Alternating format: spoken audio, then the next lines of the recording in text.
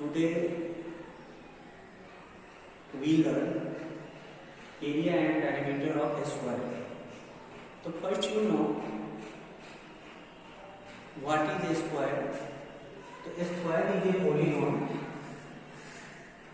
A square is a polygon with four sides. A square जो होता है वो एक polygon होता है जिसके पास क्या होता है, फोर साइड होते हैं और ये जो फोर साइड हैं वो ईच अदर एक दूसरे का इक्वल होता है, यानी all sides are equal.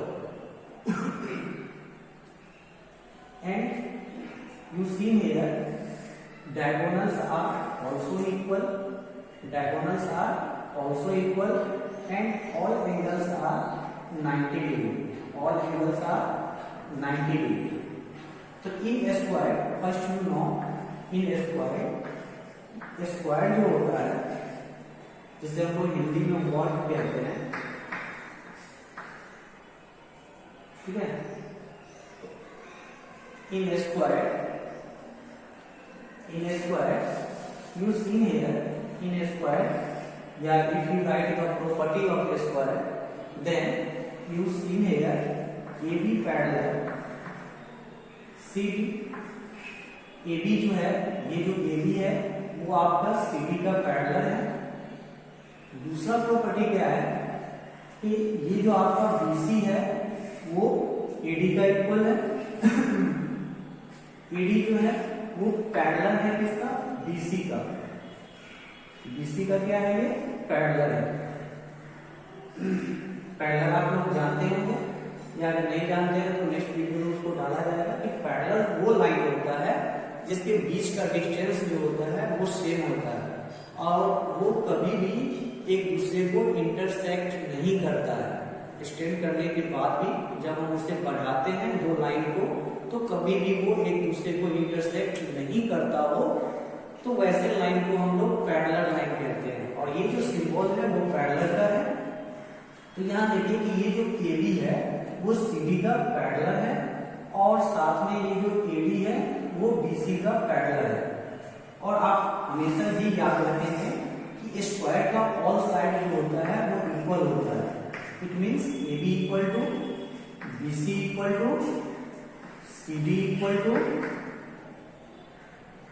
DA, यानी ये both sides all sides are equal. You also write all sides are equal. All sides are equal in a square. You always remember, हमेशा याद रखना है कि साइड ऑफ ए स्क्वायर जो होता है वो हमेशा इक्वल होता है. उसके अलावा आपको और याद रखना है कि ऑल एंगल्स आर 90 डिग्री. जितने भी एंगल्स हैं वो सभी 90 डिग्री के होंगे. Angle A plus angle B plus angle C plus angle D equal to 360 degree.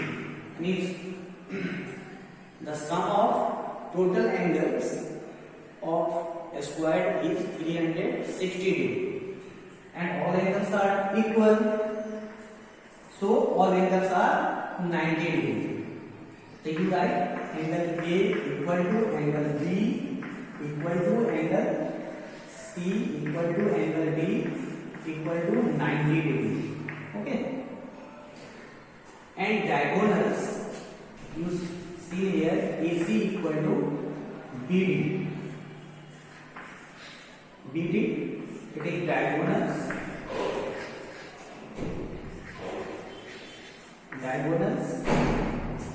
I again repeat, in a square. Square में क्या होता है कि अपोजिट साइड एक दूसरे का पैरेलल होता है. अपोजिट साइड एक दूसरे का पैरेलल होता है.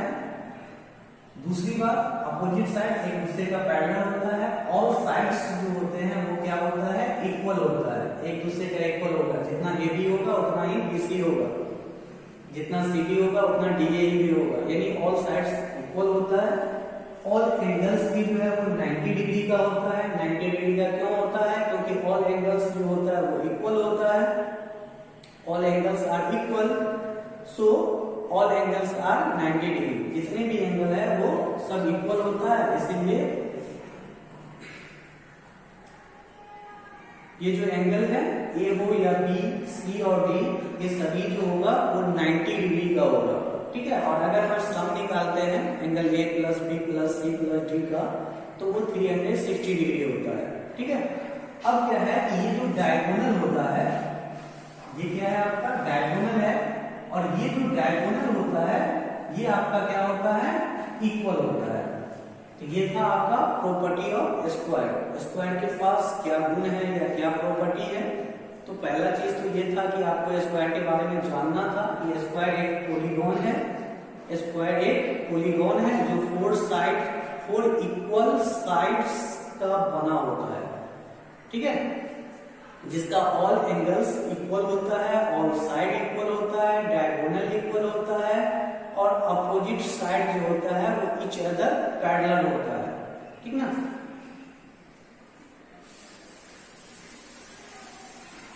अब हम टॉपिक पे आते हैं कि टॉपिक क्या है हमारा। तो आज का लेसन है हमारा कि फॉर्मूला फाइंड करना है कि area and perimeter of square, how to find area and perimeter of square. तो first to see here area of square. तो how to find area of square. Area means the surface of any square figure. You see here,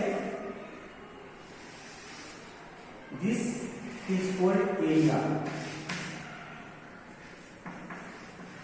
It's called area. And if you find the distance of A, B, C, D, if you find the distance of A to B, B to C, C to D, and D to A, it's called perimeter. It called perimeter. तो clear कि area क्या होता है और perimeter क्या होता है। Area जो होता है वो हम क्या करते हैं, इसका जो प्लेन सरफेस है उसका जो टोटल एरिया हम लोग निकालते हैं। और जब भी कभी हमें पेरीमीटर कहेगा कि व्हाट इज पेरीमीटर, पेरीमीटर क्या होता है, तो फेंस होता है, फेंस या बाउंड्री कह सकते हैं जिससे वो कवर होता है, ठीक है। तो ये जो बाउंड्री है इसको हम लोग पेरीमीटर कहते हैं, और इसके बीच का जो भाग है उसे हम लोग एरिया कहते हैं। तो क्लियर है। तो when find the area of square, तो the formula using side into side. जब भी कभी आपको एरिया निकालना होगा तो साइड इनटू साइड का यूज करना है। For example you have side A, then you write side into side, so you write here a square. You see here a square figure and find the area. To find the area, your side is given below a, so area equal to 4a square. Sorry, a square. And if in centimeter, meter, dm, decameter, in many units, so you write here square unit. अगर centimetre है तो centimetre का square हो जाएगा, और अगर metre है तो मीटर का स्क्वायर यहाँ लिखेंगे, ठीक है। ये लिखना जरूरी होता है क्योंकि अगर साइड हमारा सेंटीमीटर में है तो एरिया भी हमारा सेंटीमीटर स्क्वायर में आएगा, और अगर साइड हमारा मीटर में है तो एरिया भी हमारा मीटर स्क्वायर में आएगा। तो ये चीज आपको याद रखना है। दूसरा है क्या कि जब भी कभी अगर हमको साइड ऑफ स्क्वायर निकालना है, तो साइड ऑफ स्क्वायर जब भी हमको निकालना होगा तो इसका फॉर्मूला होता है क्या कि अगर आपको साइड ऑफ स्क्वायर निकालना है, साइड ऑफ स्क्वायर निकालना है, तो साइड ऑफ स्क्वायर निकालने के लिए आप क्या करेंगे, सबसे पहले रूट के अंदर एरिया लेना है। रूट के अंदर आपको क्या लेना है, एरिया लेना है। और वो क्यों लेना है, तो यहाँ देखिए कि अगर हम a इक्वल टू 12 लेते हैं, a इक्वल टू हम क्या लेते हैं 12 लेते हैं, तो हमारा जो एरिया होगा वो एरिया कितना हो जाएगा 144 सेंटीमीटर स्क्वायर हो जाएगा अगर सेंटीमीटर में है तो यहाँ जो एरिया है इसको हम क्या करेंगे 144 यहाँ रिप्रेजेंट करेंगे और इसका फैक्टर तोड़ेंगे। क्या करेंगे, हम इसका फैक्टर निकालेंगे। फैक्टर वो नंबर होता है जो स्मॉलेस्ट पार्ट जो उसको डिवाइड कर दे। तो अगर हम 144 का फैक्टर तोड़ते हैं तो 144 का फैक्टर जो है वो आपका क्या हो जाएगा, 144 का अगर हम फैक्टर निकालते हैं, 144 का अगर हम फैक्टर निकालते हैं तो ये हो जाएगा 72, फिर 2 से देंगे 36, again 2, 18, 3, 6, no 2, 9 and 3. So you take the double, you take double, but you have 2 into 2, 2 into 2 and 3 into 3. तो जब भी कभी अगर हमें रूट हटाना होगा तो इसका डबल का जो है कॉम्बिनेशन है, तो डबल का हम सिंगल पार्ट लिखेंगे तो ये रूट जो है वो कैंसिल हो जाएगा। तो यहाँ हम लिखेंगे 2 into 3 जो कि कितना आता है 12 आता है। तो हमारा जो साइड होगा वो कैसे फाइंड करेंगे हम, जैसे अगर मान के चलिए एरिया है, एरिया हमारा दिया हुआ है 144 सेंटीमीटर स्क्वायर, तो सबसे पहले हम इसको रूट के अंदर रिप्रेजेंट करेंगे और इसका फैक्टर निकाल लेंगे। फैक्टर इस तरह से फैक्टर निकाल लेंगे और फैक्टर निकालने के बाद हम क्या करेंगे, डबल का कॉम्बिनेशन जो है को सिंगल मानकर, क्योंकि रूट है तो ये 2 into 2 है तो इसको हम 2 लिखेंगे, फिर 2 into 2 है तो इसको 2 लिखेंगे और 3 into 3 है तो इसको 3 लिखेंगे और फिर इसको मल्टीप्लाई कर लेंगे और ये कितना हो जाएगा 2 into 2 into 3 इक्वल टू 12 हो जाएगा। तो आपने सीखा कि साइड ऑफ ए स्क्वायर किस तरह से हम लोग फाइंड करते हैं। अब देखिए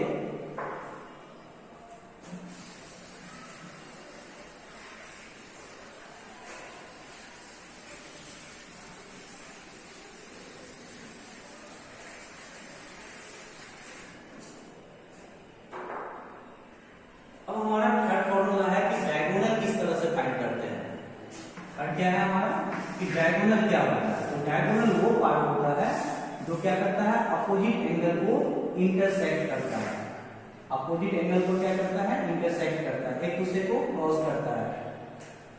तो जैसे हमारे पास यहाँ है ए बी सी और डी है और हमें डायगोनल फाइंड करना है।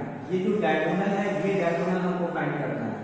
तो ये जो डायगोनल हमको फाइंड करना है तो हम यहाँ पर एक ट्रायंगल बनाते हैं और ये जो ट्रायंगल बनेगा वो कौन सा ट्रायंगल बनेगा, राइट एंगल ट्रायंगल बनेगा। कौन सा ट्रायंगल बनेगा, राइट एंगल ट्रायंगल बनेगा। ये डायगोनल है तो डायगोनल आपका क्या होता है, ए होता है, इसलिए ये क्या हो जाएगा √2a यूनिट हो जाएगा। ठीक है, अब क्या है कि पेरीमीटर ऑफ स्क्वायर आपको निकालना है। पेरीमीटर ऑफ स्क्वायर, तो perimeter of square equal to क्या होता है, जब भी आपका कोई स्क्वायर है जैसे कि ये है, बी है, सी है और डी है और ये आपका साइड है, ये आपका क्या है साइड है, तो आप इसको दो तरीके से निकाल सकते हैं। एक तो क्या होता है कि perimeter equal to sum of all sides होता है। तो जो भी साइड्स है उसको हम क्या करेंगे, ऐड कर देंगे। जैसे कि a plus a equal to 4a, तो आप इसको 4a भी लिख सकते हैं या आप इसको क्या लिख सकते हैं 4 इंटू साइड भी लिख सकते हैं। ठीक है, क्योंकि साइड इसका क्या होता है, इक्वल होता है। तो आपने देखा कि पेरीमीटर ऑफ स्क्वायर क्या होता है, 4 इंटू साइड लिखिए या 4a यूनिट लिखिए। नेक्स्ट है क्या कि आपको एरिया फाइंड करना है जब डायगोनल दिया हुआ रहेगा। आपको एरिया फाइंड करना है तब जब आपको डायगोनल दिया हुआ है। तो जब भी कभी आपको डायगोनल दिया रहेगा और एरिया फाइंड करना है, जैसे कि आपके पास एक स्क्वायर है और इसका डायगोनल दिया हुआ है, जैसे मान लीजिए चलिए √2a दिया हुआ है और हमें इसका एरिया फाइंड करना है। तो एरिया फाइंड करने के लिए हम क्या करेंगे, एरिया फाइंड करने के लिए हम क्या करते हैं, इसका फॉर्मूला होता है 1/2 लेते हैं और इनटू डायगोनल का स्क्वायर लेते हैं। तो डायगोनल हमारा क्या है √2a है, इसका स्क्वायर ले लेंगे। ठीक है, तो इसका अगर हम स्क्वायर लेते हैं तो हमारे पास क्या आ जाएगा, क्या निकालना है आपको, एरिया ऑफ स्क्वायर निकालना है। तो एरिया ऑफ स्क्वायर क्या होता है, area of square equal to 1/2 into diagonal का स्क्वायर होता है। तो डायगोनल का स्क्वायर हम लोग करते हैं, तो डायगोनल का अगर हम स्क्वायर करते हैं तो इसी क्वेश्चन को अगर हम देखें तो क्या हो जाएगा हमारा 1/2 हो जाएगा इंटू √2 ए इंटू रूट 2a। अब अगर आप इसको मल्टीप्लाई कीजिएगा तो ये क्या हो जाएगा, 1/2 हो गया, ठीक है। और ये रूट 2 को रूट 2 से कीजिएगा तो 2 हो गया, और a को a से कीजिएगा तो ये स्क्वायर हो गया। अब ये 2 और 2 को कैंसिल कर देते हैं तो क्या आ जाता है, k स्क्वायर आ जाता है। तो जब कभी भी आपको क्या निकालना है, एरिया निकालना है, और अगर आपके पास डायगोनल दिया हुआ है तो डायगोनल अगर दिया हुआ है तो आप क्या करेंगे, इस फॉर्मूला का यूज करेंगे कि area of square equal to 1/2 into diagonal का स्क्वायर होता है। अब है क्या कि अगर हमारे पास पेरीमीटर दिया हुआ है, अगर हमारे पास पेरीमीटर दिया हुआ है P4 पेरीमीटर, अगर हमारे पास पेरीमीटर दिया हुआ है और अगर हमें साइड निकालना होगा तो उस केस में हम क्या करेंगे, जब हमारे पास पेरीमीटर दिया हुआ है, जैसे कि ये स्क्वायर है और इसका ये ऑल लेंथ जो है वो आपका दिया हुआ है कितना है, perimeter equal to for example 48 है या 40 मीटर है, 40 सेंटीमीटर है, और हमें इसका साइड निकालना है तो साइड इक्वल टू क्या हो जाएगा, 40/4 हो जाएगा। और अगर हम कैंसिल करते हैं तो कितना आ जाएगा, 10 सेंटीमीटर आ जाएगा। तो अगर जब कभी भी अगर आपके पास पेरीमीटर दिया हुआ है और अगर साइड फाइंड करना है तो क्या हो जाएगा, पेरीमीटर/4 हो जाएगा। कभी कभी क्या रहता है, एक चीज और याद रखिएगा कि कभी कभी आपको एरिया फाइंड करना होता है, जब लिखा रहता है टोटल कोस्ट दिया रहता है, क्या दिया रहता है, टोटल कोस्ट दिया रहेगा और पर स्क्वायर मीटर या स्क्वायर मीटर कोस्ट दिया रहेगा, square metre M for metre या सेंटीमीटर कोस्ट आपका दिया हुआ रहेगा। तो उस कंडीशन में अगर आपको एरिया निकालना है तो उस कंडीशन में आप क्या कीजिएगा, total cost by square metre या सेंटीमीटर कोस्ट जो है बाय कर देंगे, और उसको कैंसिल करने के बाद जो आएगा वो एरिया होगा। कभी कभी क्या किया जाता है कि आपका टोटल कोस्ट और पर मीटर कोस्ट दे दिया जाता है और पेरीमीटर फाइंड करने के लिए दे दिया जाता है। क्या किया जाता है, पेरीमीटर फाइंड करने के लिए दे दिया जाता है। तो उस कंडीशंस में हम क्या करेंगे, जब भी हमको पेरीमीटर फाइंड करना होगा तो हम क्या करेंगे, टोटल कोस्ट जो है वो लिख लेंगे, टोटल कोस्ट जो है वो, और बाय पर मीटर कोस्ट जो दिया हुआ है, पर मीटर कोस्ट जो दिया हुआ है उससे हम उसको क्या करेंगे, डिवाइड करेंगे, ठीक है। तो ये फॉर्मूला है जिस फॉर्मूला का यूज करके जो है एरिया और पेरीमीटर, एरिया एंड पेरीमीटर जो है किसी भी स्क्वायर का हम लोग फाइंड कर सकते हैं। तो ये फॉर्मूला बहुत ही इंपॉर्टेंट है, आप लोग जो है इसे याद रखें।